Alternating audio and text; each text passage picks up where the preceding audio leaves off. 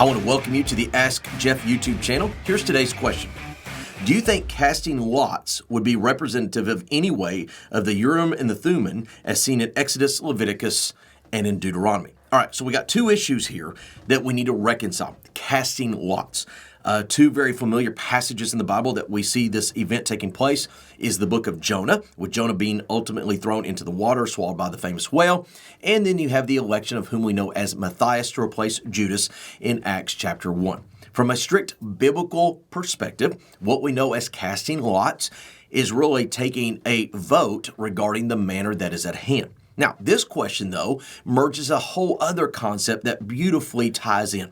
The Urim and the Thummim, as mentioned in the Torah. What this was is that the priest in the Old Testament days, they wore an ephod, and that ephod had two very important distinctions. At the top, it was a breastplate with the stones of all the 12 tribes. And then at the bottom, it was two pockets, much like you would wear like a nail pouch in our culture today.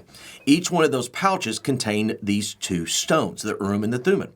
And one of the things that you see in the Old Testament is that the people of God would consult the priest of God regarding an answer from God. And a lot of people have questioned how all this worked, but they would consult with the Urim and the Thummim. Now, this is where I'm going to have a little fun. Those of you who've been around Ask Jeff for a while know that when I say, could it be, that means I can't necessarily write it in concrete, but I get a really sharp pencil for this one. When you look at the ephod of the priest in the Old Testament, the 12 tribes that were represented by their stones, the names of those tribes were also written in the stones on the ephod. Why is that important? The Hebrew alphabet contains 22 letters. There were no vowels in Hebrew. It's all consonants, 22.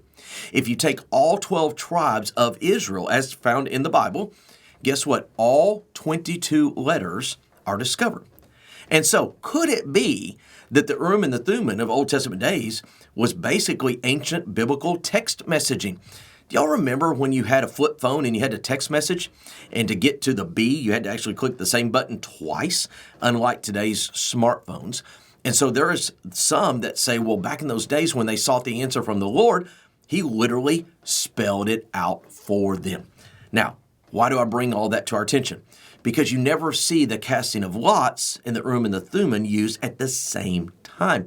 I think they're two distinct operations. One was a clear message from God, from the priest of God, and one is the people of God trusting that God is going to lead them to make the right decision. Fascinating series of questions. If you have one, send it to AskJeff.net, and maybe your question will be tomorrow.